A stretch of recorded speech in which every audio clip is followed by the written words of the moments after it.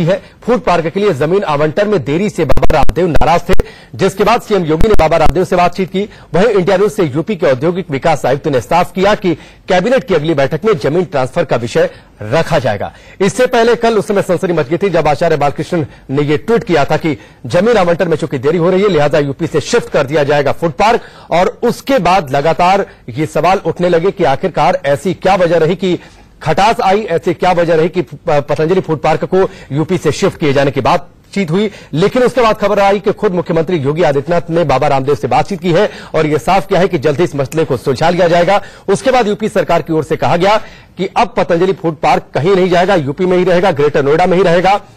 इसके बाद ये स्थिति पटरी पर वापस लौटती नजर आई कि अब पतंजलि फूड पार्क को लेकर जो रोड़े थे राह में, वो संभवतः अब जल्द ही सुलझा लिए जाएंगे यूपी सरकार के द्वारा। इससे पहले पतंजलि की ओर से इस बात को लेकर नाराजगी जताई गई थी कि केंद्र सरकार के फैसले के बावजूद भी जो टाइटल सूट के ट्रांसफर का सब्जेक्ट है वो यूपी सरकार ने हल नहीं किया, अधिकारियों ने हल नहीं किया। लिहाजा इस उदासीनता के चलते अब स्थिति ऐसी आ पड़ी है कि पतंजलि फूड पार्क को लेकर अब इसे शिफ्ट करना पड़े। अब greater Noida food park project है क्या, यह आप ग्राफिक्स के जरिए समझ लीजिए। इस प्रोजेक्ट पर 6000 करोड़ रुपए की लागत आएगी, यानी कुल 6000 करोड़ रुपए का यह प्रोजेक्ट है। 6000 करोड़ रुपए इस पर खर्च होने थे। 10,000 लोगों को रोजगार मिलने की संभावना थी। लिहाजा उत्तर प्रदेश के लिए खासतौर पर यह रोजगार को लेकर, एम्प्लॉयमेंट को लेकर यह बड़ा प्रोजेक्ट था। 25,000 करोड़ रुपए के सालाना टर्नओवर का टारगेट इस प्रोजेक्ट के जरिए रखा गया था। यह है ग्रेटर नोएडा का फूड पार्क प्रोजेक्ट जो पतंजलि ग्रेटर नोएडा में लगाने वाली है। 2.5 साल में प्रोजेक्ट को पूरा करने का टारगेट है, यानी 2.5 साल में यह प्रोजेक्ट पूरी तरीके से काम करने लगेगा। यूपी सरकार प्रोजेक्ट के लिए जमीन देगी, यह पहले ही तय हो चुका था, यह तस्वीर साफ हो चुकी थी। केंद्र सरकार ने बाकायदा इसके लिए मंजूरी दे भी दी थी। केंद्र सरकार की तरफ से प्रोजेक्ट को मंजूरी मिल चुकी थी। इसके बाद जब यूपी सरकार में अधिकारियों की ओर से देरी हुई तो इस बात को लेकर पतंजलि की ओर से नाराजगी जताई गई। पतंजलि ग्रेटर नोएडा में फूड एंड हर्बल पार्क बनाना चाहती है और इसी को लेकर यह पूरा प्रोजेक्ट 425 एकड़ जमीन पर तैयार होना है।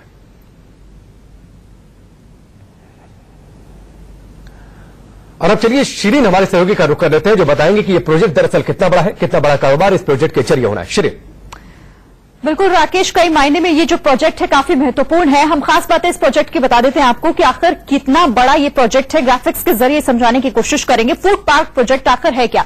पतंजलि ग्रेटर नोएडा में फूड एंड हर्बल पार्क बनाना चाहती है, जिसे लेकर यहां पर ये फूड पार्क 425 एकड़ जमीन पर तैयार होना, यानी कि 425 एकड़ की जमीन की जरूरत होगी इसके लिए। पतंजलि का कारोबार भी आपको अब बता देते हैं। पतंजलि का कारोबार 10,000 करोड़ के पार पहुंच चुका है। 10,000 करोड़ का पार कर चुका है पतंजलि का ये कारोबार। पतंजलि ब्रांड के करीब 1,000 प्रोडक्ट इस वक्त बाजार में मौजूद हैं, अवेलेबल है लोगों के लिए। पतंजलि को देश का सबसे बड़ा ब्रांड बनाने की तैयारी है। लक्ष्य है पतंजलि का कि सबसे बड़ा ब्रांड ये बने देश का। तो ये कारोबार पतंजलि का जो 100% की रफ्तार से दिन ब दिन तरक्की करता हुआ नजर आ रहा है। पतंजलि के बनाए प्रोडक्ट लगभग हर दुकान पर मौजूद हैं। इनके खुद के तो आउटलेट्स हैं ही, लेकिन बाकी दुकानों पर भी मिलते हैं।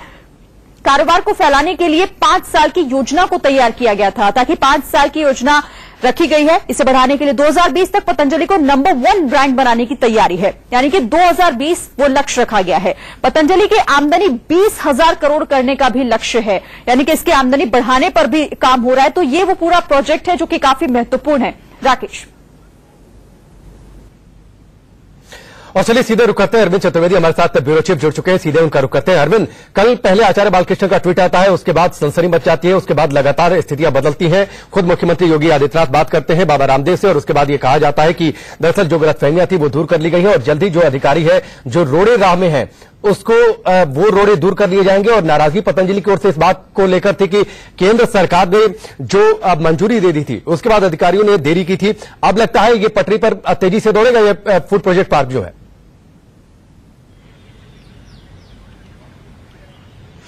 निश्चित रूप से राकेश, कल जिस तरीके से योगी आदित्यनाथ ने खुद पहल करते हुए बाबा रामदेव के साथ बातचीत की और जो भी समस्याएं थी उसके बारे में विस्तार से जानकारी ली।